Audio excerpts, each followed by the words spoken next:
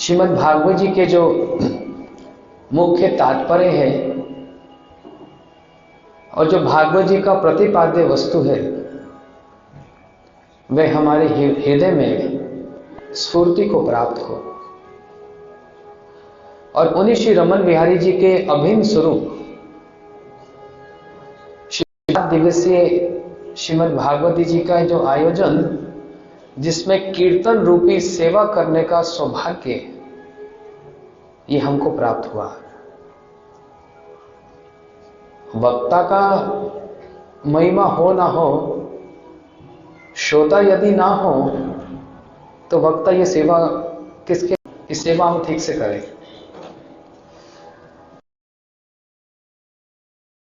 गौड़िया मठ में ठाकुर जी के चरणों में विराजमान होकर और श्री गुरु जी के सानिध्य में, उनके चरणों में हम लोग श्रीमद् भागवत जी की कथा को आज श्रवण कीर्तन रूपी इस सेवा को आरंभ करने जा रहे हैं। इसलिए थोड़ा सा संकोच हो रहा है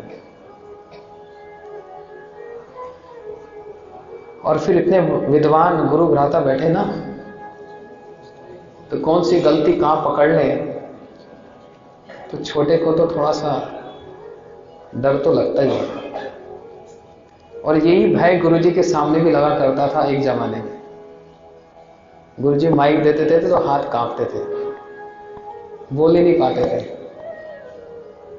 इतना ही कहूंगा, मुकम करोति वाचालम पंगु लंगे ते गिरे यत कृपा तम वंदे श्री गुरु दीन तारणम परमानंद माधवम।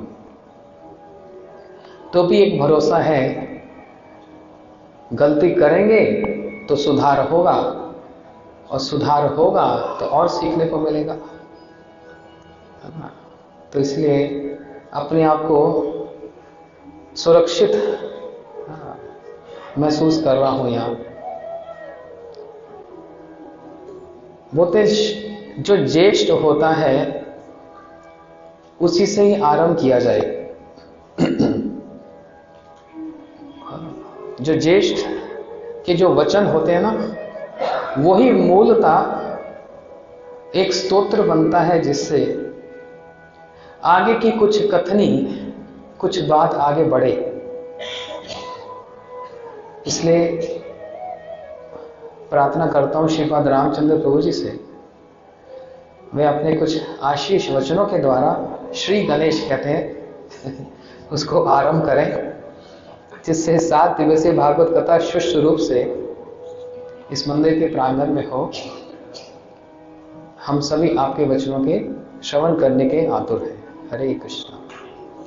श्रीपाद रामचंद्र बैठ जाओ। वंदे श्री गुरु श्री युगपद्म श्री गुरु वैष्णव श्री रूपम साग्रजातम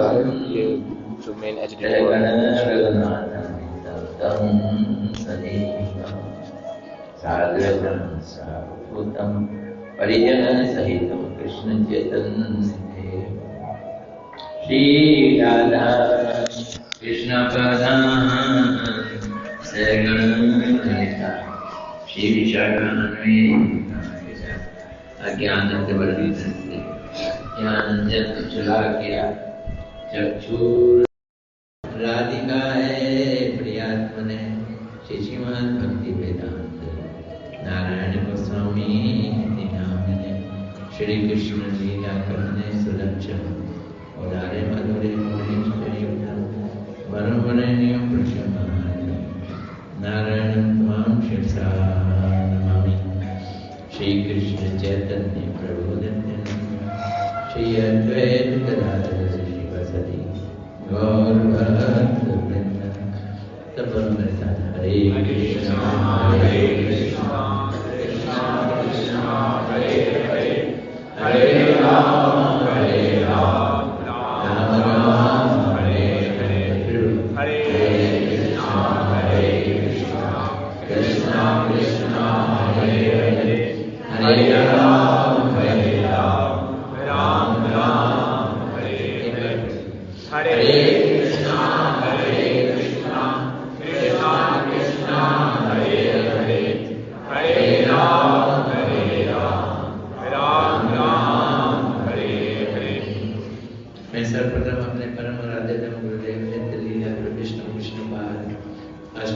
श्रीमद् भक्ति वेदांत नारायण गोस्वामी महाराज जी के चरणों में अनंत कोटि दंड समर्पित करता हूँ। तत्पश्चात भागवत व्यास पूज्यपाद भक्ति वेदांत सिद्धांति महाराज जी के चरणों में मेरा हृदय से दंडवत प्रणाम। पूज्य भक्ति वेदांत शांत महाराज जी, पूज्य भक्ति वेदांत करुणा महाराज जी के चरणों में मेरा हृदय से दंडवत प्रणाम।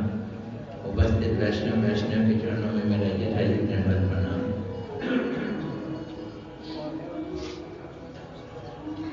भाई एक बात बड़ी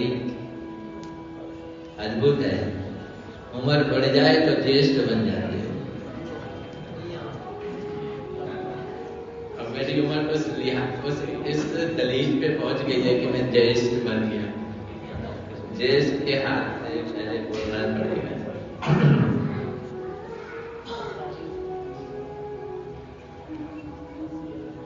जब मैं शुरू में मठ में आया था तो मैं एकदम छोटा था, लेकिन मुझे नहीं मालूम था कि एक दिन उसी मठ में मैं ज्येष्ठ बन जाऊंगा।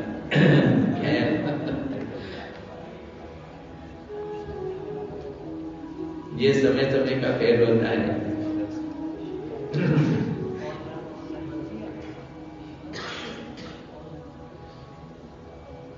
मुझे ध्यान है 2003 में हमारे मठ का स्थापना हुई 16 नवंबर 2003। अभी हमने वार्षिक महोत्सव मनाया।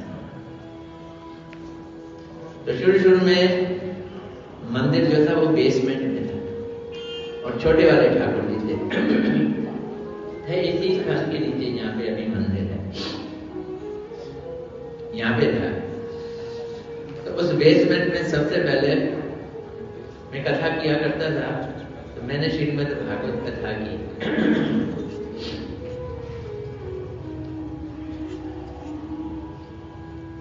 मैं भी ऐसे ही संकोच कर रहा था, घबरा रहा था, लेकिन मेरे सामने कोई ज्येष्ठ नहीं था उस समय। तो इसलिए मुझे इतने ही घबराहट नहीं हो रही थी। शायद पहली भागवत कथा मैंने की थी और उसके बाद मैंने करनी लगभग छोड़ दी। ये जो मंदिर है गुरुदेव ने स्थापित किया है। ठाकुर जी हमारे गुरुदेव ने बनवाए, उसका निरीक्षण किया और फिर आके स्थापना की। देखो उन्होंने अपने हृदय से ठाकुर जी निकाल के यहाँ पे स्थापित कर दिए और इस तरह से उन्होंने इस स्थान की स्थापना की जो दिल्ली की राजधानी में होते हुए भी दिल्ली ना रह गया अपने वृंदावन। तो अभी हम लोग जनकपुरी में नहीं बैठे हैं, हम लोग कहाँ बैठे हैं?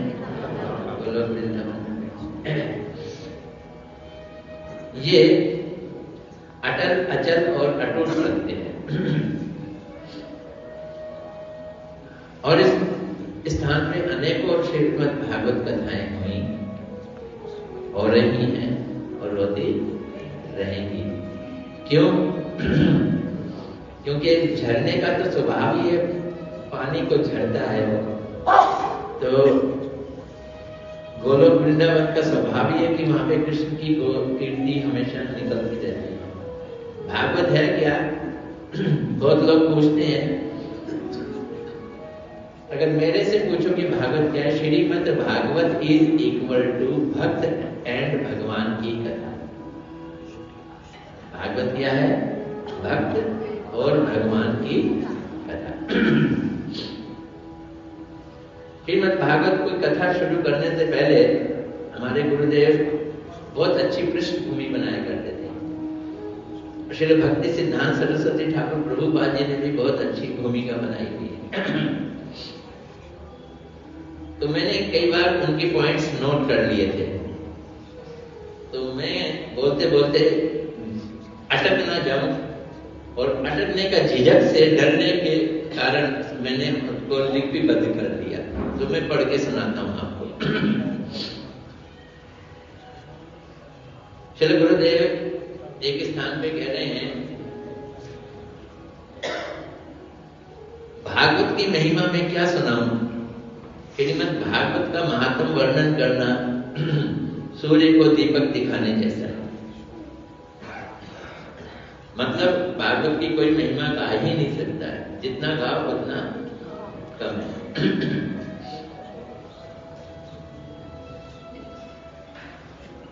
यहां तक कि सारे ग्रंथों को लिखने के बाद वेद व्यास जी को अंततः शांति तब मिली जब उन्होंने श्रीमद् भागवत लिखा। यानी कि हर खोज, हर प्रयास और हर एंडेवर की जो अल्टीमेट लिमिट है वो श्रीमद् भागवत है। ये जो भागवत है ये सर्वकालिक यानी सब समय के लिए, सर्वदेशिक यानी सब स्थानों पे, ये नहीं कि अमेरिका में नहीं कही जा सकती, सर्वदेशिक और सार्वजनिक यानी सब लोगों को सुनाई जा सकती है। यानी कि शूद्र नहीं सुन सकते या स्त्रियां नहीं सुन सकती, सार्वजनिक। और निखिल समस्याओं का समाधान है, जितनी भी दुनिया की समस्याएं हैं उनका ये समाधान है श्रीमद् भागवत। ये परम मधुर और इसकी खूबी है कि ये रस झलकाता है। रस किस चीज का रस? परम मधुर भागवत रस छलकाता है, इसमें छलकता है भागवत में से। उठाओ तो, सिर पे रखो तो, सामने रखो तो छलक के आपकी कान में, आंख में, मुंह में पड़ेगा। आगाध अनंत महासागर है। इसलिए भावुक भक्त, इसमें गुरुदेव का एक बड़ा प्यारा शब्द था, अवगाहन करते हैं। इस भागवत में क्या करते हैं? अवगाहन। मैंने एक बार पूछा था कि गुरु महाराज जी अवगाहन का क्या मतलब है?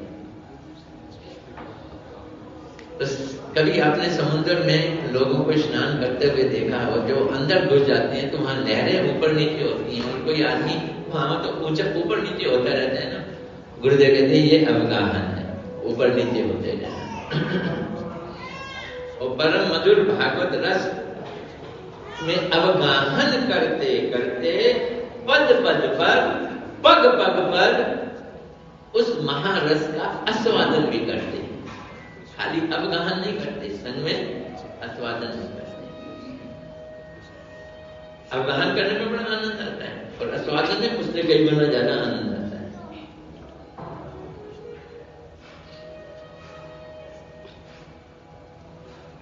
श्रीमद् भागवत जो दिव्य विद्या है, ट्रांसडेंटल नॉलेज, उसकी चरम अवधि है गुरुदेव के इस अंदर से। It is the ultimate limit, जो मैंने शुरू में कहा था। किसकी? चरम विद्या की। और इसकी तारीफ भागवत में नहीं, अन्य अन्य पुराणों में भागवत की तारीफ लिखी है। अगर कोई अपनी तारीफ खुद करता है तो उसे तारीफ नहीं कहते हैं। Donkey praises his own tail, समझते हो? Self praise is no recommendation. अंग्रेजी में कई फ्रेजेस हम पढ़ते थे।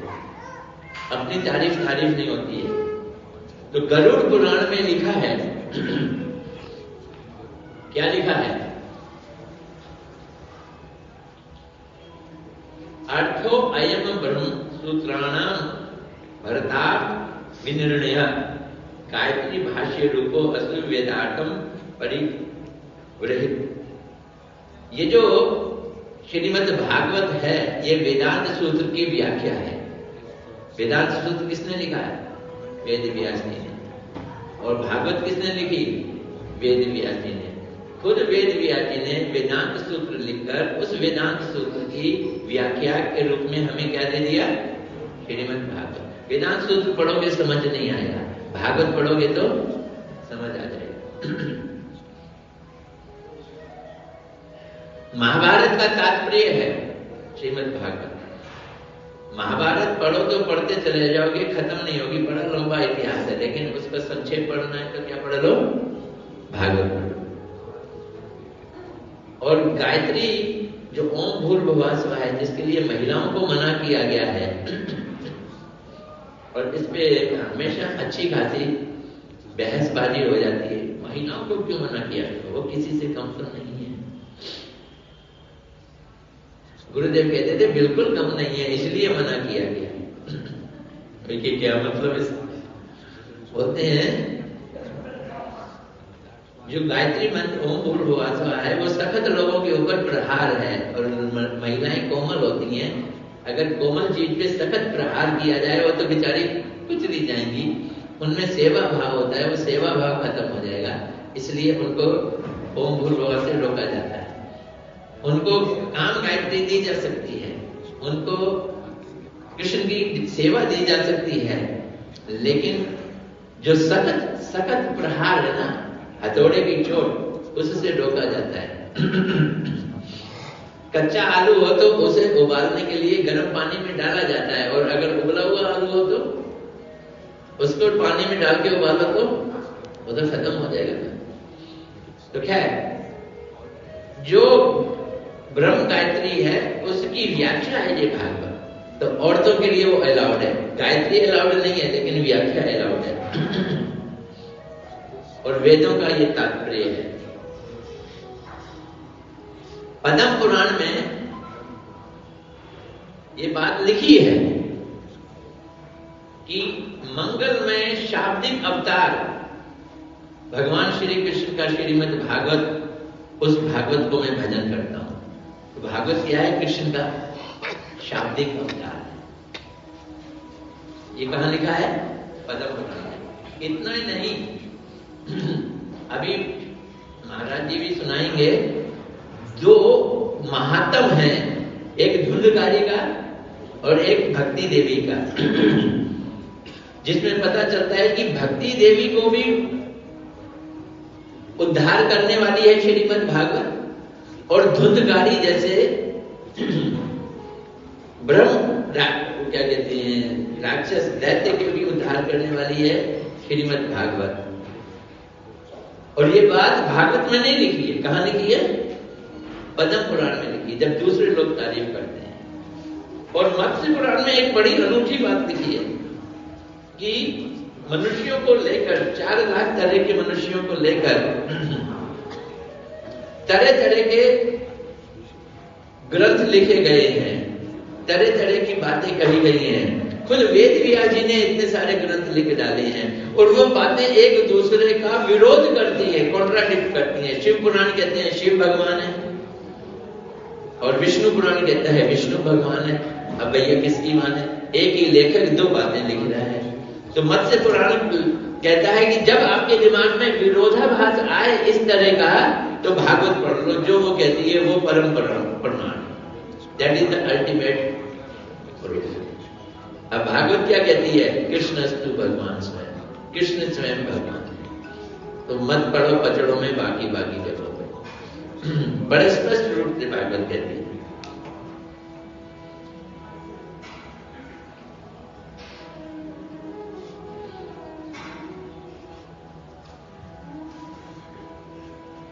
थोड़ा सा और सुन लो, क्योंकि मेरे हाथ में माइक है, फिर चला जाएगा।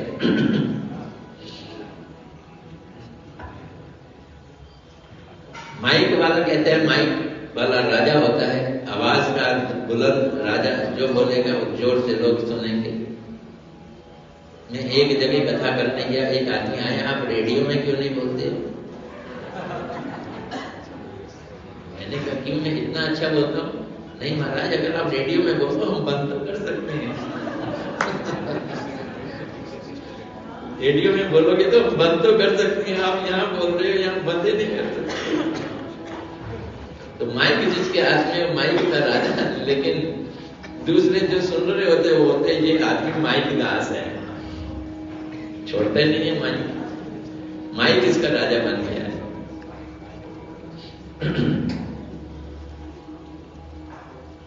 ये पुराण निर्मल है। पुराण कैसा है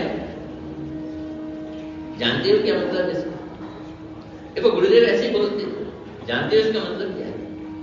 इसका मतलब है कि इसमें ज्ञान कर्म योग नहीं, ज्ञान से रहित है, योग से रहित है, और कर्म से रहित है। अब फिर माथा पकड़ के बैठो, ये क्या मतलब हुआ इसका? जब इंसान कोई काम करता है कि उसको संसार का फल मिले और काम करता है शास्त्र के हिसाब से, वो कर्म है। ऐसे कर्म इस भागवत में नहीं है कि इस दुनिया की कोई चीज मिले।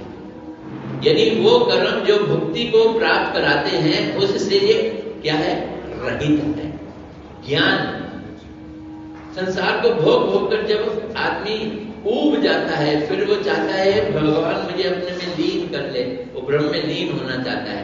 संसार से उबा हुआ आदमी संसार से मुक्ति चाहता है। मुक्ति की चाहना चाहने वाला आदमी को ज्ञान कहते हैं, ज्ञानी कहते हैं। इस ज्ञान से भी ये रहित है, मुक्ति की बात नहीं कहती है। कौन? श्रीमद् भागवत। और तीसरा बोला योग। कई लोग ध्यान लगा के शक्ति हासिल करना चाहते हैं, इसे रिद्धि सिद्धि कहते हैं। ऐसे योग से भी रहित है, तीन चीजों से रहित है श्रीमद् भागवत। वैष्णवों को प्रिय है। वैष्णव कभी मुक्ति नहीं चाहते, सिर्फ भक्ति चाहते हैं।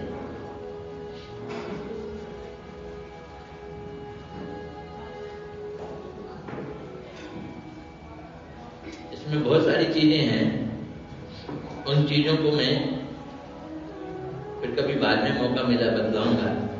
हमारे गुरु महाराज जी श्री भक्ति सिद्धांत सरस्वती ठाकुर प्रभुपाद जी को कोट करते थे। वो कोट करते हुए बोलते हैं कि श्री प्रभुपाद जी ने कहा है, श्री भक्ति सिद्धांत सरस्वती ठाकुर प्रभुपाद जी ने।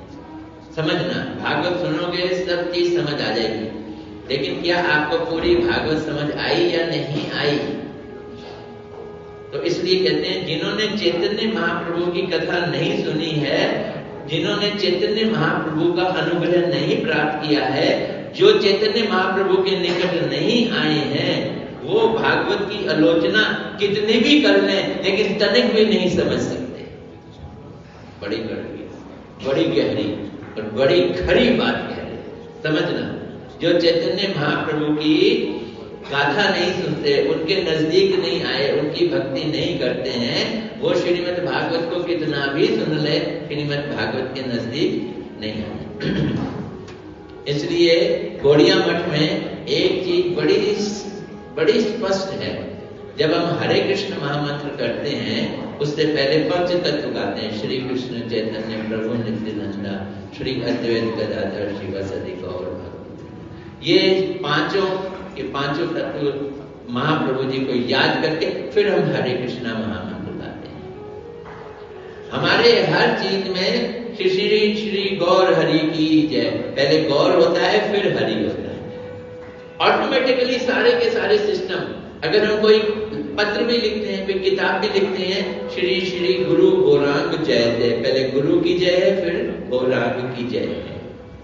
हमारे यहाँ विली निली जानबूझ के किसी तरह से पहले महाप्रभु, अब यहाँ भी देखो तीन विग्रह हैं, पहले महाप्रभु फिर कृष्ण और उसके बाद राधा जी। तो क्योंकि हम लोग प्रभुपाद जी की इस लाइन में चल रहे हैं, महाप्रभु जी के पास आ रहे हैं, महाप्रभु जी की कीर्तन कर रहे हैं, इसलिए हम श्रीमद् भागवत को समझेंगे। महाप्रभु के अनुगत में अनेकों आचार्य आए हैं। उन आचार्यों के अनुगत होना भी महाप्रभु जी की अनुगत है। जैसे रूप गोस्वामी, सनातन गोस्वामी, जीव गोस्वामी,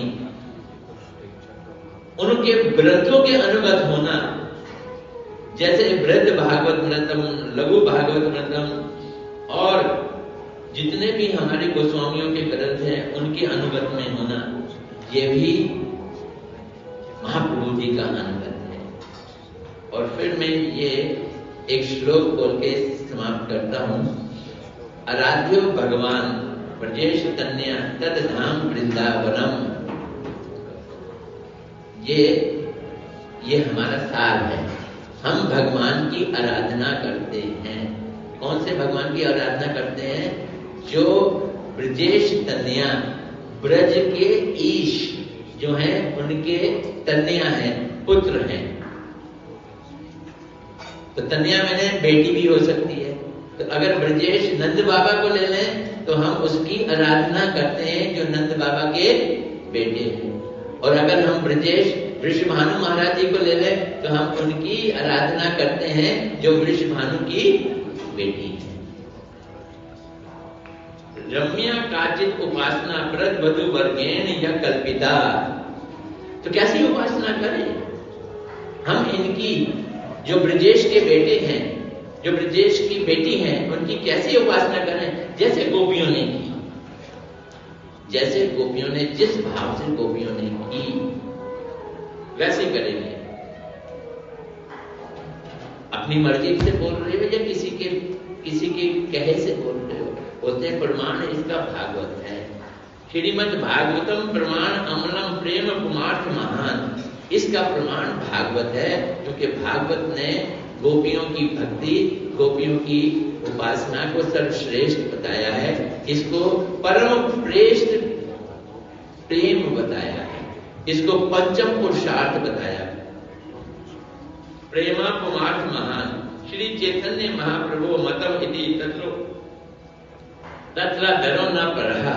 ये विचार चैतन्य महाप्रभु है का है, इसके अलावा और किसी विचार पे हम कोई विचार करेंगे ही नहीं। तो इसी भाव से हम भागवत को ग्रहण करेंगे। महाराज जी आए हैं, वैसे आप लोगों को शायद महाराज जी नए नए लग रहे हो, पहली बार दिखाई दे रहे हो। जब जी पहले आए थे उस समय उनकी दाढ़ी काली थी, लेकिन आज भी सफेद हो गई है, बस इतना फर्क हुआ है। और अभी तो दिख भी नहीं रही है विशेष, लेकिन ये इनकी दूसरी है मेरे ख्याल भागवत कथा हमारे प्रांगण में। तो मैं महाराज जी को बोलता हूँ कि इतना मैंने आपका समय खरोच लिया है, आप उसके लिए मैं क्षमा करें। गौर प्रेमानंद।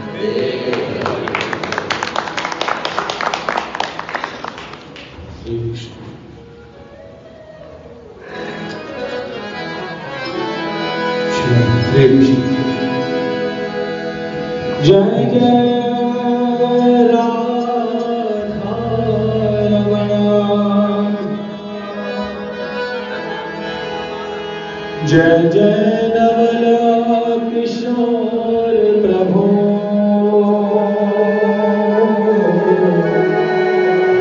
जय जय चित चोर प्रभु, जय जय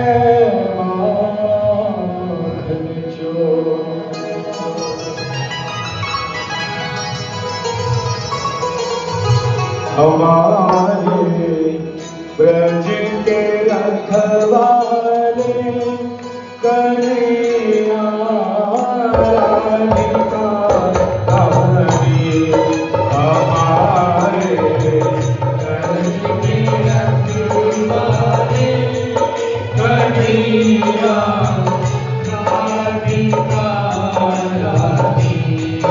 हमारे ब्रज के रखवाले कन्हैया राधिका रानी।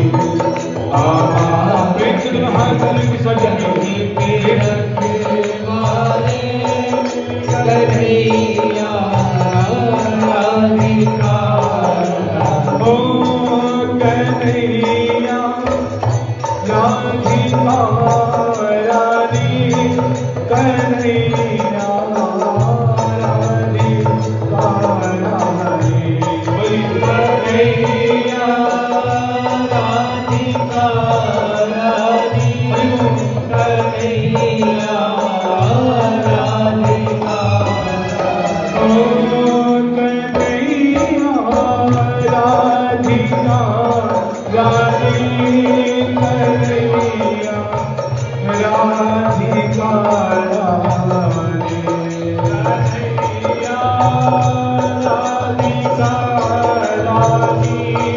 कन्हैया राधिका रानी, कन्हैया राधिका। ओ सहारा बेसहारों के कन्हैया राधिका रानी। सहारा बेसहारों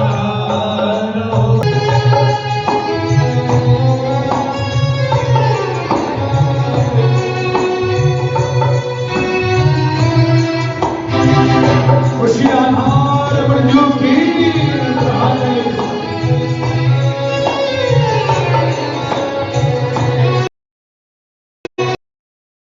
रमण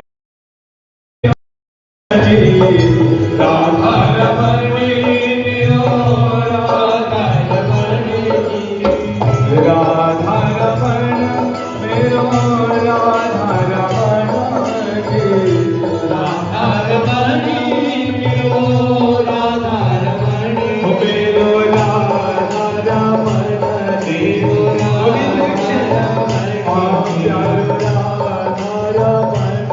मेरो राधा रमण मेरो राधा रमण देव राधा रमण मेरो राधा श्री राधा रमण करो राधा रमण ओ जय जय राधा रमण हरि बोल राधा रमण हरि बोल जय जय राधा रमण हरि बोल श्री राधा रमण हरि राधा श्री राधा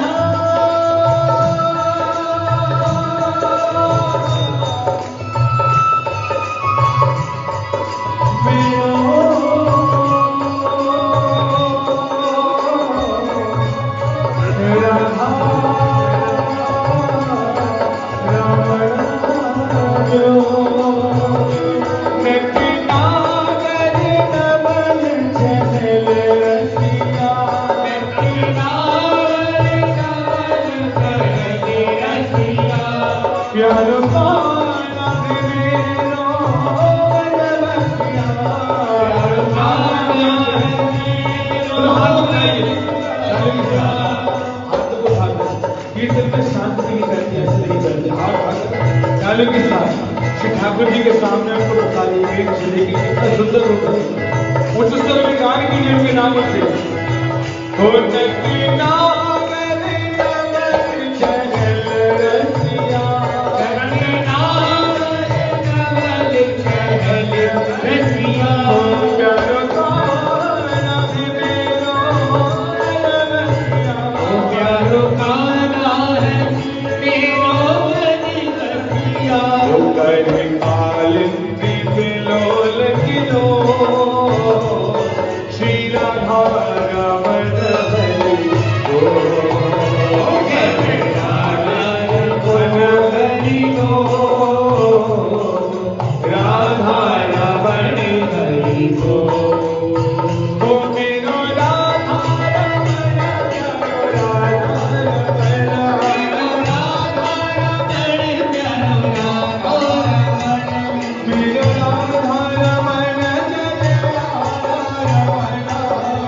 राधा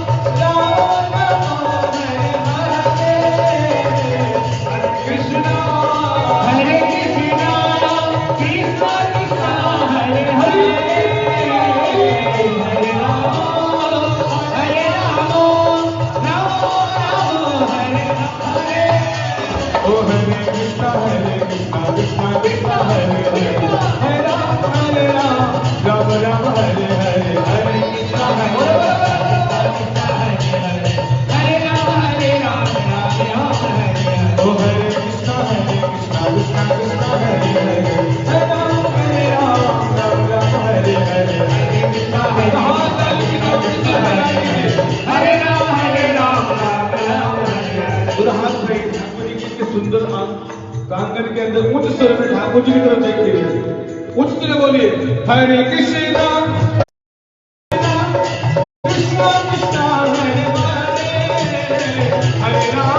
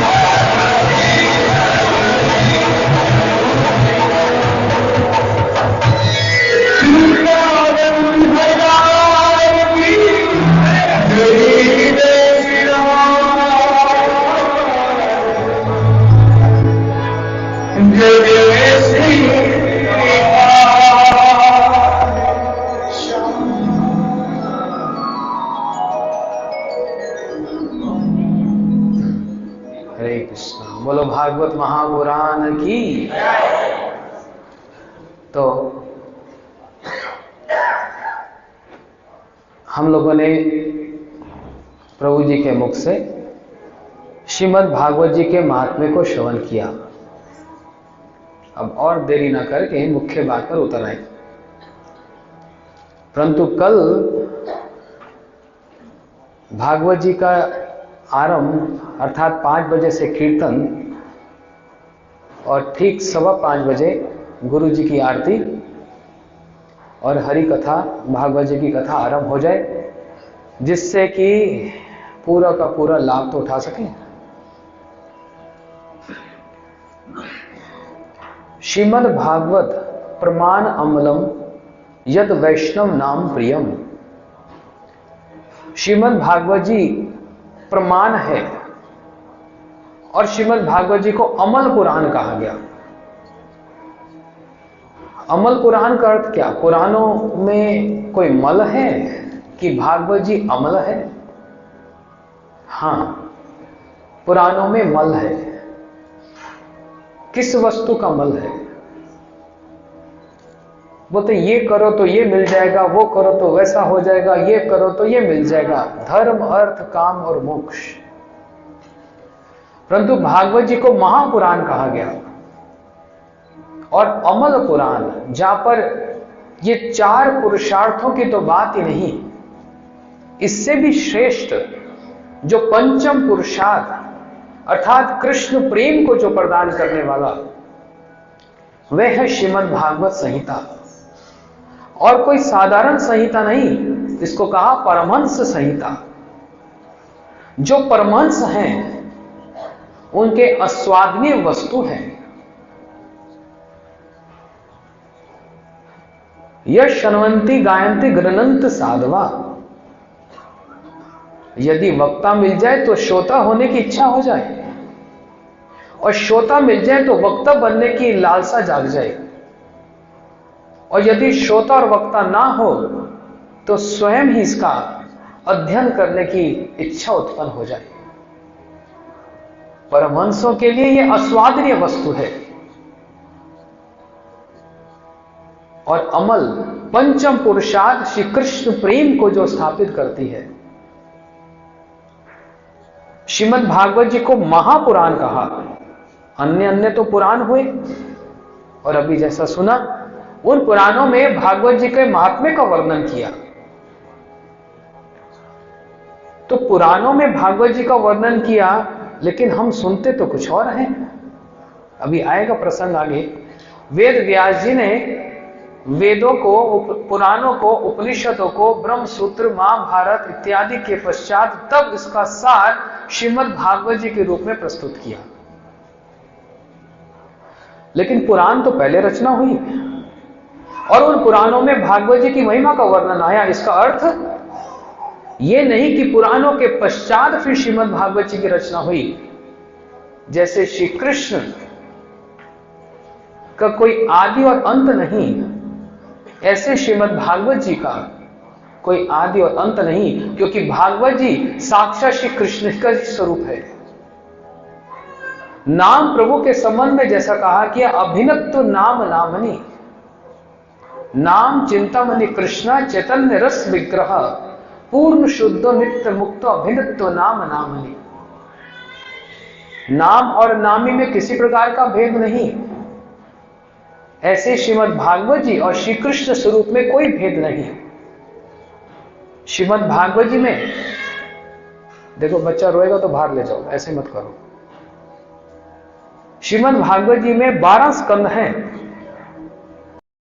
और एक एक स्कंद भगवान के श्री अंग का ही प्रतीक है। प्रथम और द्वितीय स्कंद भगवान के 2 चरण कमल, तृतीय और चतुर्थ स्कंद भगवान की 2 जंगा, पंचम स्कंद भगवान का नाभि, षष्ठ स्कंद भगवान का वक्षस्थल, सप्तम और अष्टम स्कंद भगवान की 2 भुजा, और नवम स्कंद भगवान अखिल आत्मभूतो गोविंदमादि पुरुषम तमम भजामि, गोलोक निवासी हैं। अपने परिकर के साथ जब गए तो श्रीमद् भागवत जी जो श्री कृष्ण का ही अभिन्न स्वरूप है, उसको उन श्रीमद् भागवत जी को जीवों को प्रदान कर गए। कृष्ण रूपे सूर्य अस्त हुए और भागवत रूपी सूर्य उदय हो गए। ये तुलना है श्री चक्रवर्ती ठाकुर जी, श्री श्रीधर स्वामी जी की टीका और श्रीमद् भागवत जी। यदि नरसिंह भगवान की कृपा ना हो तो आज इतने सुंदर जो टीकाएं उपलब्ध है भागवत जी की, वो शायद ना उपलब्ध होंगी। अच्छा, नरसिंह भगवान का अर्थ क्या? कहा ना, इतना विस्तार करने का अवकाश भी नहीं है और प्रयोजन भी नहीं है। आप लोग बड़े कान खोलकर ध्यान से सुनना और सूत्र को पकड़ने का प्रयास करना। जब किसी वस्तु को पकड़ना होता है ना, उसको बड़ा ध्यान से सुनना पड़ता है, और यदि ध्यान इधर उधर हुआ, विचलित हुए, एक सूत्र अगर यदि निकल गया हाथ से तो दूसरा पकड़ में नहीं आएगा। इसलिए एक क्रम से वर्णन करने का प्रयास कर रहा हूं। श्रीमद् भागवत जी को महापुराण इसलिए क्या कहा गया, क्योंकि इसमें 10 लक्षण हैं। पुराणों में 5 लक्षण होते हैं। अब लक्षणों से ही पता लगता है। इसलिए बहुत से लोग कह देते हैं ये मन घड़ंत कोई ग्रंथ किसी ने अपने आप से लिख दिया। नहीं, ये लक्षणों युक्त ग्रंथ है। इसमें 10 लक्षण हैं। सर्ग विसर्ग स्थानम पोषणम उति मनवंतर ईश अनुकथा निरोध मुक्तिर आश्रय। ये 10 लक्षण युक्त कोई ग्रंथ यदि हो तो उसको महापुराण कहा जाता है। पुराणों में 5 लक्षण होते हैं, लेकिन भागवत जी में 10 लक्षण हैं। तृतीय स्कंद सर्ग लीला, चतुर्स्कंद विसर्ग लीला, पंचम स्कंद स्थानम, षष्ठ स्कंद पोषणम, सप्तम स्कंद उतिहि, अष्टम स्कंद मनवंत्र, नवम स्कंद ईश अनुकथा और दशम स्कंद आश्रय। 11 स्कंद मुक्ति निरोध और 12 स्कंद मुक्ति। दशम स्कंद को कहा आश्रय। दशमें दशमम श्री कबीराज गोस्वामी चेतना चेतामृत में कह रहे हैं, दशमें दशमम लक्ष्मित आश्रित आश्रित विग्रहम कृष्णाख्यम परम धाम जगत धाम नमामि यत्। सारे 12 स्कंद 12 स्कंदों का जो मूल है, जो आधार है, वो दशम स्कंद, वो आश्रय है। थोड़ा सा तत्व सिद्धांत भी सुनेंगे, थोड़ी सी लीला भी सुनेंगे। दोनों का मिश्रण ही बड़ा आनंद पूर्वक होता है। नहीं तो आधार नहीं होगा, फाउंडेशन नहीं होगी, बिल्डिंग खड़ी कर दो, धड़ाम करके गिर जाएगी। इसलिए सिद्धांत सुनना बड़ा आवश्यक है।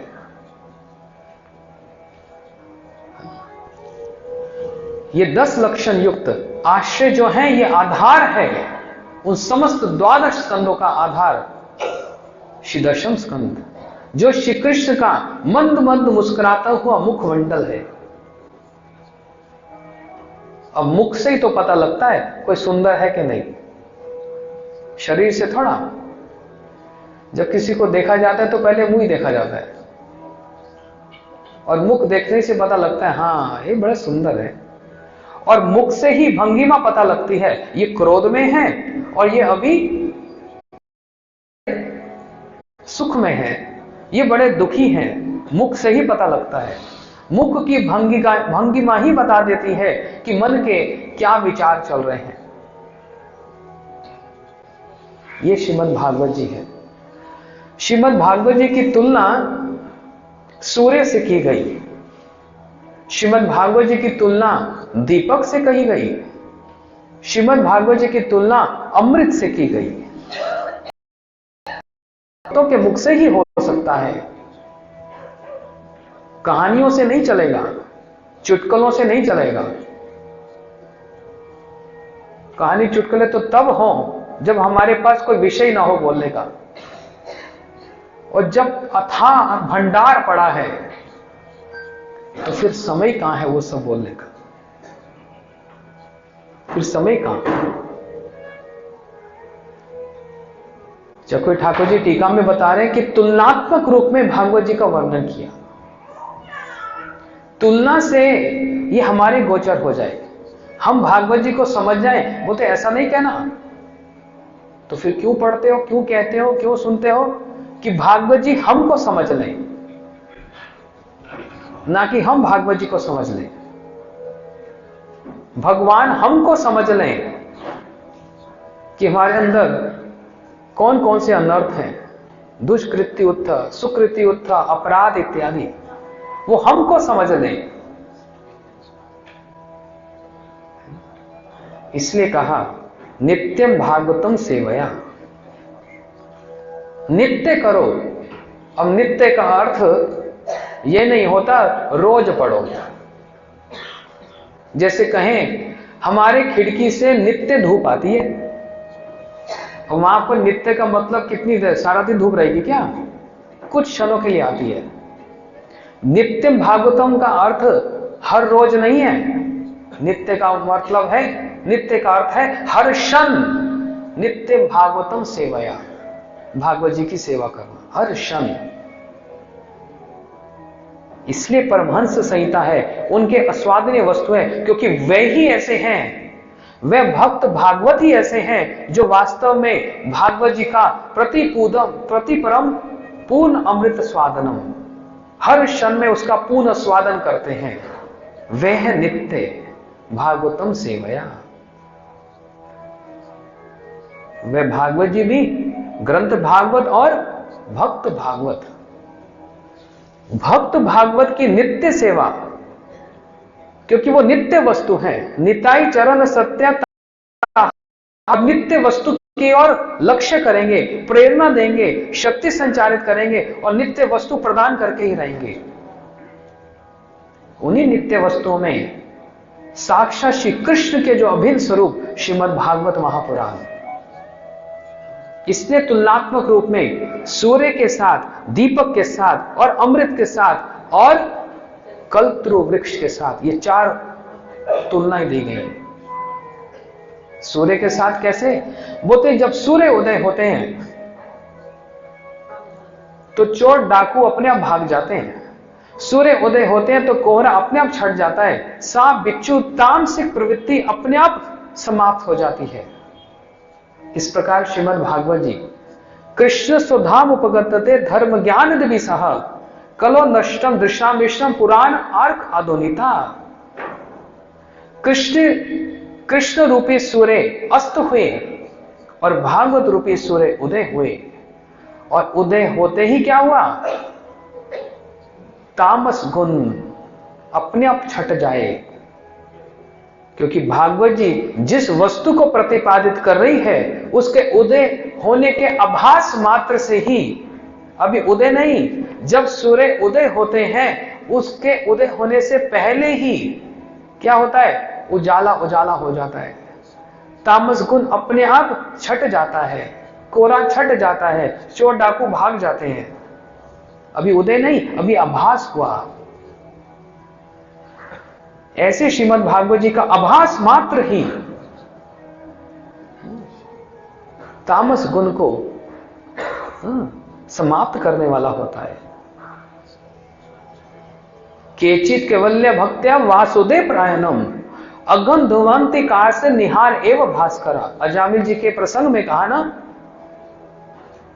एकमात्र केवला भक्ति, केवला भक्ति का मतलब होता है शुद्ध भक्ति, उसके अलग अलग नाम है। अमला भक्ति, एकमात्र वे शुद्ध भक्ति के उदय होने से ही क्या होगा? कोहरा अपने आप छट जाता है। यही भक्ति है।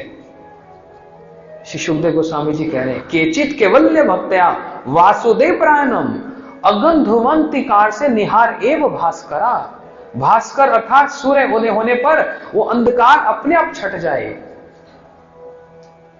इसलिए श्रीमद् भागवत जी के उदय होने पर ऐसा अपूर्व ग्रंथ है, ऐसा अपूर्व ग्रंथ है जिसके उदय होने से, पढ़ने मात्र से ही, श्रवण मात्र से ही हृदय में अपने आप वो तामसिक प्रवृत्ति नष्ट प्राय हो जाएगी। इसलिए कहा नष्ट प्रायशु अभद्रेशु नित्यम भागवतम सेवया। नष्ट प्राय, अभद्र सब नष्ट प्राय हो जाते हैं भागवत जी की सेवा से। भागवत जी की तुलना दीपक से भी की। कस्मन अमृत,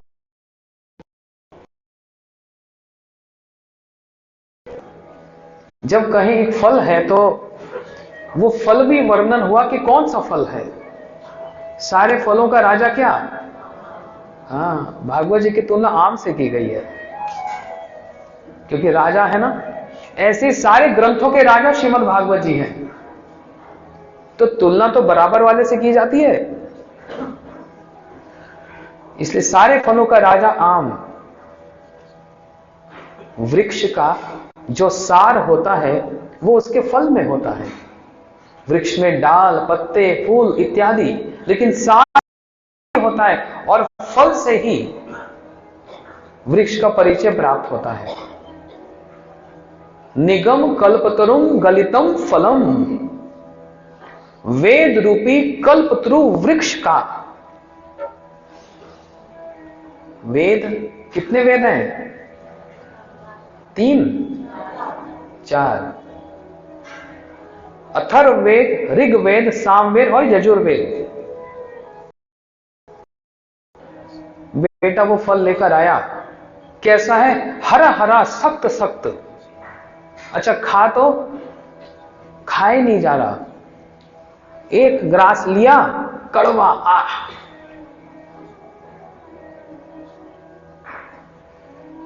थोड़े दिन के बाद माँ ने कहा अच्छा फिर उसी वृक्ष से एक फल लेकर आ, तो दूसरा आम लेकर आया, थोड़ा तब पका,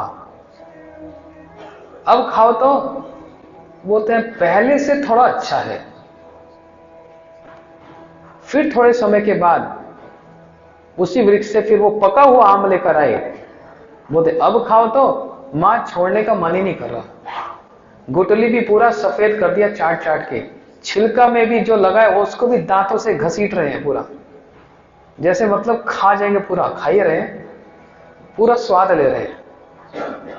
यही है साधन भक्ति, भाव भक्ति और प्रेम भक्ति। साधन अवस्था में आस्वादन नहीं होता, अभी वो फल कच्चा है इसलिए स्वाद नहीं है, लेकिन है वो आम ही। भाव भक्ति में थोड़ा सा पका और थोड़ी सी सामग्री लगाकर उसकी चटनी इत्यादि अचार वगैरह बनाया जाता है, थोड़ा सा स्वाद नहीं हुआ। लेकिन जैसे पूरा परिपक्व हो जाए, फिर वो आम तो ऐसा प्रतिपदम पूर्ण अमृत स्वादनम, छोड़ने का मन न करे। यह है प्रेम भक्ति, पग पग पर पूर्ण अमृत का स्वाद प्राप्त होता है, यह प्रेम भक्ति। ये नारायण रूपी डाली पर लगा और नारायण रूपी डाली से गलितम, ये गिरा। जब फल पकता है ना तभी गिरता है, नहीं तो ऐसे अड़ा रहता है। कहां पर गिरा? बोलते हैं ब्रह्म रूपी डाली पर गिरा। ब्रह्म रूपी डाली से फल फिर गलित, फिर गिरा। कहां पर? बोलते नारद रूपी डाली पर गिरा। नारद रूपी डाली से यह फल नीचे गिरा तो व्यास जी की डाली पर गिरा, और जैसे व्यास जी की डाली से नीचे गिरने वाला था, एक शुक पक्षी वहां बैठा था, उसने चोंच से उस फल को जो पकड़ लिया, उस फल के अंदर अमृत संचारित कर दिया।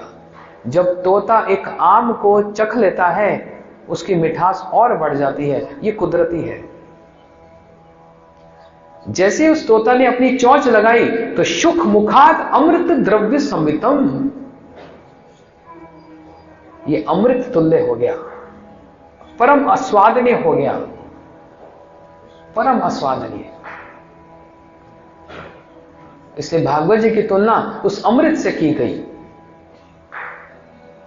लेकिन ये अमृत वो स्वर्ग वाला अमृत नहीं है, जो जिसकी प्राप्ति के लिए भागवत जी में वर्णन आया, जिसकी प्राप्ति के लिए भगवान को 4 अवतार धारण करने पड़े उस अमृत को प्राप्त करने के लिए। कौन से 4?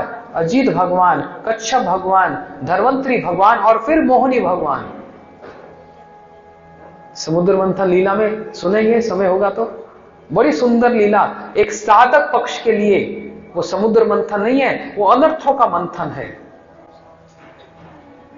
उसका यदि तुलनात्मक रूप में यदि श्रवण किया जाएगा तो वो समुद्र मंथन देवता असुरों का नहीं, सत्व गुण और तमो गुण का मंथन है, और बड़े रहस्य हैं उस लीला में, सुनेंगे।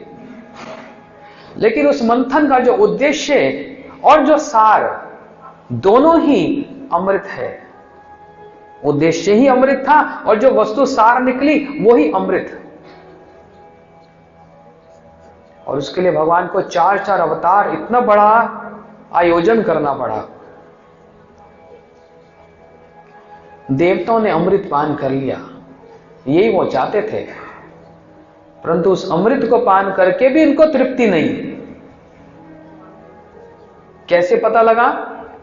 बोलते जिस समय सुखदेव गोस्वामी जी परीक्षित जी को और हजारों ऋषियों की सभा में जब भागवत जी कथा कहने आरंभ ही किए, बोलते उसी समय देवता स्वर्ग से अमृत का कलश ले आए। सुखदेव जी, ये देवताओं को, परीक्षित जी को स्वर्ग का अमृत पिला दो और इसके विनिमय में, इसके बदले में हमको कथा का अमृत पिला दो। सुखदेव गोस्वामी जी ने अवहेलना कर दी, हंसी उड़ा दी देवताओं की। अरे जाओ रे जाओ, ये कौन सा उपाय है कथा सुनने का? पहली बात तो देवताओं, आपने अमृत पान कर रखा, अभी भी तृप्ति नहीं है। जिसने अमृत पान कर लिया उसको फिर कथा पान करने की क्या आवश्यकता है? इसी से साबित होता है, हेंस प्रूव्ड, कि भले ही देवताओं ने, सारा संसार जिन देवताओं की पूजा करता फिरता है, जो सीजन आ जाए उस देवता की पूजा। सीजनल है ना, अभी सर्दी आ गई, कंबल, शॉल, मफलर सब आ जाएंगे बाहर। जो सीजन आ गए, अभी तो जय माता दी, जय माता दी, मां मुरादे पूरी कर दे। हाँ, और ना पूरी करे तो अंगूठा भी ना दिखाऊंगी। और कंडीशन भी पहले लगा दी, पहले मुराद पूरी कर तो बांटूंगी, नहीं तो फिर मेरे को क्या मतलब तेरे से। सीजनल है। फिर आ गए गणेश जी, घर घर में ले आओ, पूजा करो, अपने पिता को उठाकर बाहर फेंक दो। बोलते भी तो है गणपति बापा, हाँ मेरे पिता हैं, पिताजी को भी उठा के फेंका ना थोड़े साल बाद पानी में। सीजनल पूजा। सावन आ गए, सावन में, हाँ बाकी दिनों में शिव जी इनएक्टिव रहते हैं, सावन में एक्टिव हो जाते हैं। ये भी सीजनल है।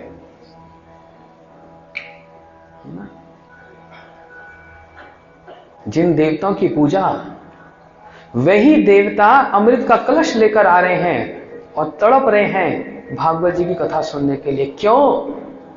जो इस कथा का पान करेगा, एक तो उसको रस का स्वादन होगा और वास्तव में वो ही अजर अमर होगा। वो अमृत का पान करके भी उनको चैन नहीं, सुख नहीं, अतृप्त है, बेचैन है, अशांति है। इसलिए बदले में कथा रूपी अमृत पीना चाह रहे हैं। शुभदेव गोस्वामी जी ने हंसी उड़ाकर पीछे कर दिया। क्यों? भागवत जी में सबका अधिकार है सुनने का। कौन ऐसा है जो अनधिकारी है? सब सुन सकते हैं। एक प्रेत योनि में पड़ा हुआ धुंधकारी भी भागवत श्रवण करके वैकुंठ गति को प्राप्त कर सकता है। इसलिए बताया संबंध, अभिधेय, प्रयोजन और अधिकारी। प्रेत योनि में पड़ा हुआ, अभी मनुष्य योनि भी नहीं, प्रेत योनि, तामस योनि में पड़ा हुआ, वह भी भागवत श्रवण करके, गोकर्ण जी से श्रवण करके। अब मैं इतना नहीं जाता। गुरुजी बोलते थे, एक इतिहास पद्म पुराण में, महात्म्य लिखा, एक मत्स्य पुराण में लिखा। श्रील भक्तिवेदांत वामन गोसाई महाराज जी भी कहते हैं, ये जो पद्म पुराण वाला जो है, धुंधकारी जी वाला, महात्म्य तो भागवत जी का, लेकिन इसमें कहीं मल दिखता है। लेकिन जो मत्स्य पुराण वाला है, भक्ति महारानी वाला, ये शिवा का वर्णन आया, जो पुराण पहले लिखे गए। इसी बात को कह रहा था, यत्र कित्र गायत्री वर्णित धर्म विस्तरा शिवृतासुर वधोपेत्ते श्रीमद् भागवतम इष्यते। बोलते भागवत जी क्या है? ये वो ग्रंथ है जहां पर वृतासुर जी के वध की बात कही गई है। ये मत्स्य पुराण कहता है। अर्थात यदि भागवत जी से वृतासुर के चरित्र को निकाल दिया जाए तो भागवत जी शून्य हो जाए। इतना महात्म्य है उस वृतासुर जी के प्रसंग का। वो क्यों है, समय पर सुनेंगे। बड़ा मार्मिक प्रसंग है। ऐसी पद्म पुराण में भी धुंधकारी की बात कही। गोकर्ण जी ने जब आकाशवाणी सुनी, सत्कर्म करो, सत्कर्म करो, ऐसा कौन सा कार्य करूं जिससे मेरे भाई का, धुंधकारी का उद्धार हो जाए। इसलिए 7 दिवसीय श्रीमद् भागवत कथा का आयोजन किया। और धुंधकारी क्योंकि सूक्ष्म शरीर वाला, 7 गांठ के बांस के अंदर प्रवेश करके भागवत जी की कथा सुन रहा है। वो तब हुई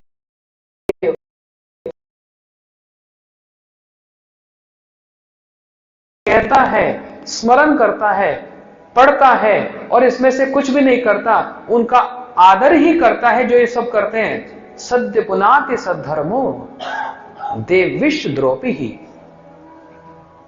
उसी समय इतना बलवान हो जाता है, सारे देवता और सारा विश्व भी उसका विरोध करें तो उसका कोई बिगाड़ नहीं सकता। ये भागवत धर्म है। ये वे भागवत प्रोक्ता उपाय ही आत्मलब्धे आज्ञा पुंसम विदुषम विधि भागवतम हितान। भागवत धर्म क्या? जिसको भगवान ने अपने मुख से कह दिया कि ये करना है और यही मेरी प्राप्ति का उपाय है, वही साक्षात भागवत धर्म है, वही श्रीमद् भागवत जी है। तेनमयी वांगमयी मूर्ति, ये भागवत जी का महात्म्य है। इसलिए प्रेत योनि में पड़ा हुआ धुंधकारी भी श्रीमद् भागवत जी के श्रवण मात्र से ही, शरीर भी नहीं है, सूक्ष्म शरीर प्रेत योनि में पड़ा है, लेकिन सुनते सुनते सुनते भागवत जी को आदर भी कर रहा है और अपना भी रहा है। और 7 दिवसीय कथा के पश्चात वैकुंठ गति को प्राप्त हो रहा है। इससे श्रेष्ठ और क्या साधन है, विशेष करके इस कल युग में, जहां पर प्राय अल्पायुष सब्बे कलमसी जुगे मंद सुमंद मत्यो मंद भाग्य ही उपादितम। जहां पर आयु भी अल्प है, भाग्य भी बड़ा मंद है, बुद्धि भी बड़ी मंद है। श्रीमद् भागवत जी एक ऐसा साधन है और श्रीमद् भागवत जी एक ऐसा साध्य है जो हमको इस स्थिति से निकालकर हमको श्री गोलोक वृंदावन में पंचम पुरुषार्थ श्री कृष्ण प्रेम की प्राप्ति कराने वाला है। इससे बढ़कर और कह के तो देखो, छोड़ने का मन नहीं करेगा। यह है भागवत जी। इन्हीं श्री भागवत सप्ताह के कारण भक्ति के कष्ट को भी नारद जी ने दूर किया। दोनों महात्म्य संक्षेप में बस 18,000 श्लोक कहां पूरे होंगे 7 दिन में, वो भी 3 घंटे में, इससे कीर्तन भी होगा। मुख्य मुख्य बात को पकड़ लो, वो भी पूर्ण है, क्योंकि ओम पूर्णम इदम, भगवान पूर्ण है ना? समझ आ रहा है? कठिन हो रहा है? श्रीमद् भागवत जी में आदि मध्य और अंत में मधुरता ही मधुरता है। अब थोड़ा सा सरल कर, गुरु जी का एक प्रसंग स्मरण हो गया। यहां पर सब कुछ अमृतमय ही है। बोलते कहां अमृतमय है? इसका अपहरण हो गया, उसका वध हो गया, ये मधुर मधुर कैसे हो सकता है? तो बहुत साल पहले मथुरा मठ में, या फिर नहीं हरिनगर में गुरुजी ने भागवत किया था। 1994-93 रामचंद्र जी को पता होगा। हरिनगर में भागवत जी सुना था गुरुजी का। गुरुजी कह रहे हैं, एक बार दिवाली का दिन एक साधु एक घर में आ गया। माता भिक्षा मिलेगी? अरे बड़े अच्छे दिन आया, चल मेरे घर से कुछ तो जाएगा, आजा आजा बैठ जा, लेके करके आती हूं। अंदर जब सामग्री इकट्ठा करने गई, बड़ी प्रसन्न है, साधु आए। अंदर से बच्चों की लड़ने की आवाज आ गई। एक कहता है मां मैं घोड़ा खाऊंगा, एक कहता है मां मैं हाथी खाऊंगा, तीसरा कहता है मां मैं बंदर खाऊंगा। साधु सोचा कौन से घर आ गया, कौन से मुहूर्त में निकला। ये ब्रेकफास्ट का टाइम, हाथी घोड़ा, लंच में तो पता नहीं डायनासोर खाते हैं क्या?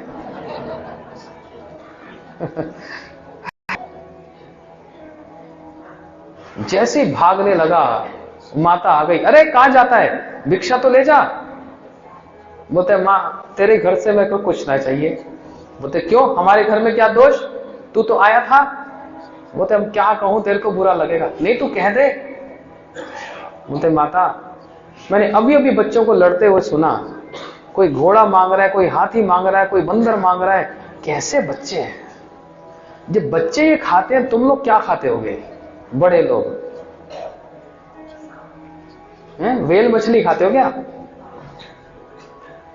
तो माता तो हंसी, सिर पे हाथ मार के बोलते